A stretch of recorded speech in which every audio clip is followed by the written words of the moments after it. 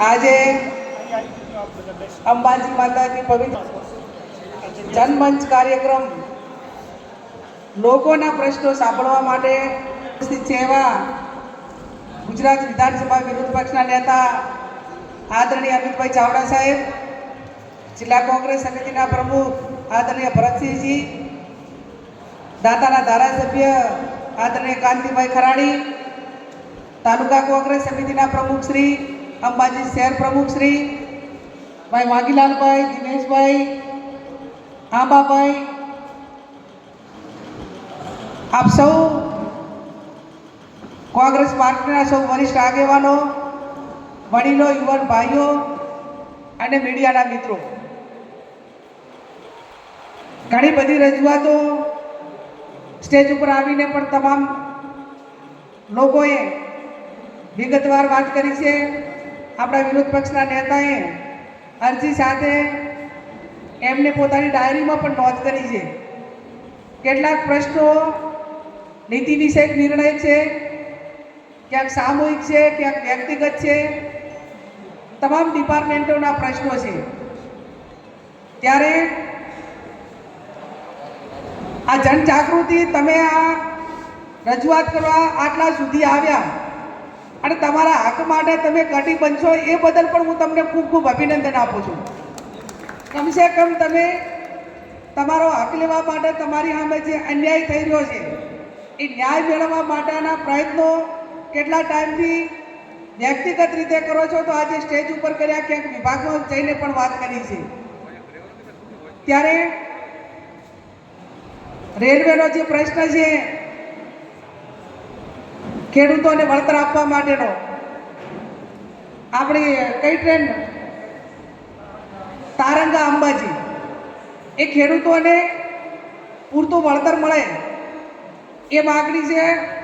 અને એના માટે જેટલા સર્વે નંબરમાં ખેડૂતો આવતા હોય અને જે એના જંત્રી કે નિયમો છે એ પ્રમાણે સરકાર વળતર નહીં આપે તો અમે ખેડૂતોની સાથે રહીને એ સ્થળ ઉપર આંદોલન કરવું પડે કે જે કરવું પડે. હમણાં જ દિયોદર તાલુકામાં એવો પ્રશ્ન બન્યો હતો કે જે IOCLની લાઈન લાગતા હતા અને ખેડૂતોને જે વળતરમાં મોટો ભેદભાવ અમારી પાસે રજૂઆત આવી અને એમને કીધું કે બેન, આ રીતે આટલો અમને અન્યાય થાય છે. ભરતસિંહે મને કીધું, અમે બધા કોંગ્રેસના બધા જ આગેવાનો સ્થળ ઉપર ગયા અને એ લોકો એવું, કંપનીવાળા કેવું હોય કે કોઈ પણ કામ એ સરકારી કોઈ એજન્સીને જ આપ્યું હોય અને એજન્સી પોતાના સમય મર્યાદામાં કામ કરવા માટે કરીને પોલીસ પ્રોટેક્શન માગી લે પૈસા ભરીને. એટલે પોલીસ પ્રોટેક્શન માગી લીધે તો પોલીસના બાપની જાગીરી નથી કે અહીંયા આવીને કોઈને ખેડૂતોને હેરાન કરે, કે જેમને પોતાનો ન્યાય મેળવવા માટે જે હક હોય એમાં લડતા રોકી શકે. અમે ત્યાં ચાલવા ગયા અને આજ સુધી હજી સુધી મને લાગે એને પેન્ડિંગ રાખેલું છે. આપણે બાયપાસ માટે પણ લડત આપણે પાલનપુરની પણ ચાલુ છે. એમાં દાતા માટે જે મદદ કરવાની થતી છે એ નીતિ વિષયક જે નિર્ણય છે અને ભેદભાવ વાળો વાત છે એમાં પૂરેપૂરો ન્યાય મળે એવા અમારા પ્રયત્નો રહેશે. બીજો, અહીંયા આપણે માતાજીના પ્રસાદની વાત થઈ તો એ ટાઈમે વિધાનસભામાં બધે જ કોંગ્રેસના ધારાસભ્યો રજૂઆત કરી, એમને બે ચાલુ રાખવું પડ્યું. ચીકીએ ચાલુ કરી અને પ્રસાદી પણ ચાલુ, એકદમ જે બંધ જ કર્યું હતું એને બદલે જે બધા ધારાસભ્યોને બધા લડ્યા ને એના હિસાબે એમને આ રીતે કરવું પડ્યું. બીજી એક રજૂઆત હતી દબાણો માટેની નેની, તો એમાં પણ જે મદદ કરવાની થતી હોય ને તમારી પાસે આધાર પુરાવા હોય એ આધાર પુરાવા આપજો, એટલે એમાં પણ મદદ થશે. હમણાં 2-3 જણે તુલસીભાઈને એમને કીધું કે ભાઈ આ રીતે ખુલ્લેઆમ દારૂ વેચાય છે, વાત સાચી છે. સૌથી વધારે હું માનું ત્યાં સુધી રાજસ્થાનના જે એના એન્ટ્રી છે એ વધારે દાતા એટલે અંબાજી 3 મન લાગે એની ચેકપોસ્ટો આવેલી છે અને 3 ચેકપોસ્ટો દેશી લીધે કદાચ આપણો જે વિદેશી દારૂ છે બીજા રાજ્યનો એ કદાચ ત્યાંથી આવતો હશે ચેકપોસ્ટથી, પણ દેશી દારૂની વાત થઈ તો પાડવાવાળા એના સ્થાનિક લોકો જ હશે. તો જે તે બીટમાં જમાદાર આવતા હોય એમને વાત કરો. આજ જિલ્લા પોલીસ વડા પણ આજે અંબાજીની મુલાકાતે છે અને ખુલ્લેઆમ કહેવામાં આવ્યું કે પોલીસ સ્ટેશનની નજીકની બાજુમાં આ રીતે દારૂ વેચાય છે. તો હું તો એક આખા જિલ્લાનું સર્વે કરવાની છું, દરેક ગામ વાઇઝ, કે ગામમાં ઇંગ્લિશ દારૂ વેચવાવાળા કેટલા, દેશી દારૂ પાડીને વેચવાવાળા કેટલા, બહુ ઓછા ઓલામાં હશે. આપણે એમને ડાયરેક્ટ વિનંતી કરશું કે ગમે એવડી મોટી દુકાન હોય પણ એમાં કોઈ કસ્ટમર જ ના જાય તો ભલે ને લઈને બેઠો, એટલે જનજાગૃતિ લાવવી પડશે કે આપણા લોકો દારૂ પીવા ન જાય તો ગમે એટલું લાઈન મેલે તો ભલે લઈને બેઠો, પણ એમાં ક્યાંક ને ક્યાંક લોકોની જનજાગૃતિ પણ ખૂબ જરૂરી છે. અને એમાં લોકોના સાથ સહકારથી જે આ બધી માટેની યુવા ધનને બચાવવા માટેનું જે કામ કરવાનું થાય એ 100% આવનાર સમયની અંદર એક ઝુંબેશના ભાગરૂપે કે દરેક ગામની અંદર દારૂ વેચવાવાળા કેટલા હોય, 2-3 હોય, પાડવાવાળા કે કેટલા 2-3, એક ગામની અંદર 5 કે 6 થી વધારે ના હોય. એમને કંઈક તેને વિનંતી કરશું, જે તે બીટ જમાદાર છે એમને કહીશું કે ભાઈ તમારી બીટની અંદર આટલા જણા દારૂનો ધંધો કરે છે. અને હું આ તમામને રજૂઆત કરવાવાળાને વિનંતી કરું છું કે તમારા ગામમાં દેશી કે ઇંગ્લિશ દારૂનો ધંધો કરતો હોય એનું નામ ને મોબાઈલ નંબર ને એનું એડ્રેસ એ મને વોટ્સએપ કે મારા સુધી અરજી મોકલાવજો, એટલે હું તમને ખાતરી આપું છું તમારું નામ જાહેર કરવામાં નહીં આવે. અમારે ખાલી લિસ્ટનું મેળવણું જ કરવું છે કે સ્વૈચ્છિક રીતે લોકો કેટલો સાથ સહકાર આપવા માટે તૈયાર છે કે આ ગામની અંદર આટલા છે, તો એનું સર્વે આવે અને સર્વેના આધારે જિલ્લા પોલીસ વડાને કહેવાનું હોય, ગૃહમાં કહેવાનું હોય તો એનો ચોક્કસ આંકડો આપી શકીએ કે બનાસકાંઠાના આટલા ગામોમાં આ જગ્યાએ આટલા પ્રમાણમાં દેશી દારૂ વેચાય છે, ઇંગ્લિશ વેચાય છે. તો એની કાર્યવાહી હોમ ડિપાર્ટમેન્ટ મારફત કોઈ કરવામાં આવે છે કેમ, એ માટે પૂરી કટિબંધ એક જવાબદારીપૂર્વક એ બધીને ડાબવા માટેનું કામ અમે કોંગ્રેસના સૌ આગેવાનો કરશું એવી હું જાહેર જનતાને ખાતરી આપું છું. હમણાં મર્ડરની વાત થઈ, એ મર્ડરમાં પણ જે આપણે પુરાવા રજૂ કર્યા છે એમાં જિલ્લા પોલીસ વડાનું આજે અમે ધ્યાન દોરવાના છીએ, એની તપાસ ટીમની રચના કરે અને એટલું ચોક્કસથી ખાતરી આપીએ છીએ કે જ્યાં સુધી એ સાચી વાસ્તવિકતા સુધી નહીં પહોંચીએ ત્યાં સુધી ધર્માભાઈને ન્યાય મળે, એમના પરિવારને ન્યાય મળે, એના માટે પૂરેપૂરા તાકાતથી જે રીતે લડવાનું થાય એ રીતે કોંગ્રેસ પાર્ટી લડીને એ પરિવારને ન્યાય અપાવવાનું કામ કરશે. કેટલાક મુદ્દા મેં કીધું એમ સેન્સિટિવ છે કે જે ખૂબ ગંભીરતાપૂર્વક લેવા પડે. એ સાહેબ જોડે જેટલી અરજીઓ આવી છે એનો સાહેબે અભ્યાસ કરશે. જે પ્રશ્નો મને આપવાના હશે એ કાંતિભાઈ પણ છે, હું પણ છું.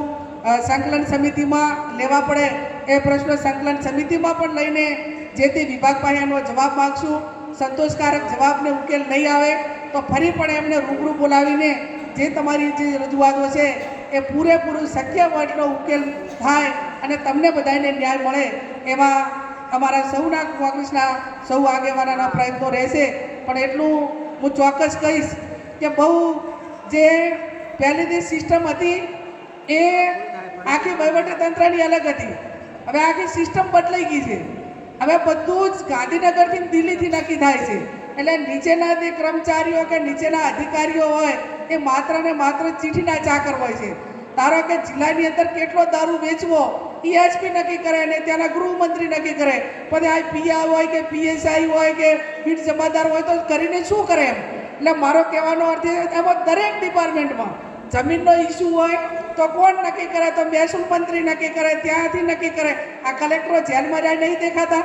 આજે આ ગુજરાતની અંદર આઈએએસ ને આઈપીએસ અધિકારીઓ જેલમાં છે. કયા કારણોસર છે? એમની પાસે ખોટું કરાવ્યું, ખસી ગયા અને એ અત્યારે બધા જેલમાં છે.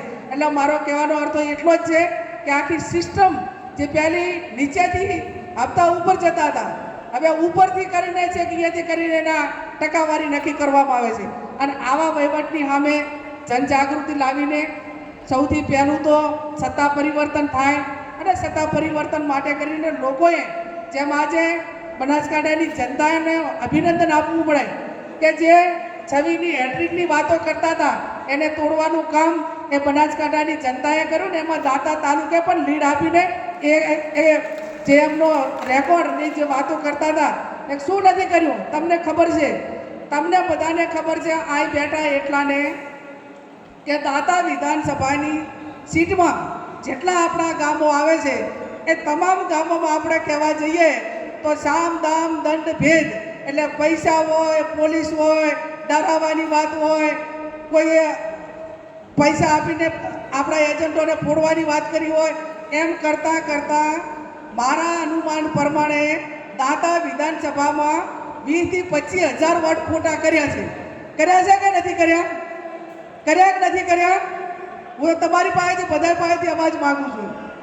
અને એટલા માટે કરીને હું કહું છું કે આવનાર સમયની અંદર આ તમામ સામે જે સમગ્ર બનાસકાંઠાના 7 લાખ લોકો ટક્યા અને એક જનાદેશ આપ્યો, એકને આપ્યો છે, પણ એક સત્તા પરિવર્તન થાય તો એસસી, એસટી, ઓબીસી આપણી પોતાની સરકાર આવે. અને પોતાની સરકાર આવે એટલે આ કોરિડોર ને વ્યક્તિગત ધંધાઓ માટે ને એના માટે નહીં, પણ ગરીબ માટેની સહાનુભૂતિ. હમણાં બેનને એક વિધવા બેન આવ્યા, બે આવ્યા કે મારો આ ગલ્લો છે ને મને હટાવવા માટેની નોટિસ આપી, તો એનો દયાભાવ એક કોંગ્રેસના હૃદયમાં હોય. આ લોકોના સહાનુભૂતિની વાતને એમને કંઈ હાથ ભેટીએ લેવા દેવા નથી. જે સહાનુભૂતિ કે ગરીબ માટેની વાત હોય એમને ને એમને ક્યાંય નજીકનો કોઈ રિશ્તો પણ નથી. એટલા માટે કરીને આપ સૌએ મોટી સંખ્યામાં હાજર રહી બધા પ્રશ્નો રજૂ કર્યા છે. ખૂબ સારા પ્રશ્નો રજૂ કર્યા છે. એ પ્રશ્નો માટે અમે લડીશું, તમને ન્યાય અપાવીશું. અને જ્યાં પણ અન્યાય થાય અને એ પ્રમાણેનું હોય તો વ્યક્તિગત રીતે પણ આપણા કાર્યકરોને અમે બધા છીએ. દર મહિનાના ત્રીજા શનિવારે હું પાલનપુર સંકલન સમિતિની મિટિંગ હોય છે એટલે ત્યાં મારી હાજરી હોય જ છે. ચિઠ્ઠી લખીને મોકલાવજો, ફોન કરજો, ત્યાં રૂબરૂ આવજો. અને એકાદ દિવસ અહીં અંબાજી બેહવા માટેનો પણ પૂનમ કે એવો દિવસ નક્કી કરવા માટેનો મારું આ લોકસભાનું સત્ર પતે એટલે એ પ્રમાણેનો અમારો બધા સાથે મળીને કાર્યક્રમ પણ કરશું. આવનાર જિલ્લા તાલુકા પંચાયતની ચૂંટણીમાં જિલ્લા પંચાયતની સીટ વાઇઝ કાર્યક્રમ થાય એના માટે પણ જે સ્થાનિક આગેવાનોને સાથે રાખીને કાર્યક્રમ ગોઠવીશું. ચાવડા સાહેબનો પણ ખૂબ ખૂબ આભાર કે એમણે જનમંચ માધ્યમથી તમામ લોકોના પ્રશ્નો સીધા પ્રશ્નો તો લીધા, પણ હવે એમની ઓફિસમાંથી જે તે વિભાગને લખે છે અને ત્યાં તો જવાબ આવે છે. એટલે આટલી મજૂરી એ તમારા બધા માટે કરીને વ્યક્તિગત રીતે જ્યારે કરે છે ત્યારે બનાસકાંઠાની જનતા વતી અને દાતા વતી એમનો પણ હું ખૂબ ખૂબ હૃદયપૂર્વક આભાર માનું છું. આપ સૌનો ખૂબ ખૂબ આભાર.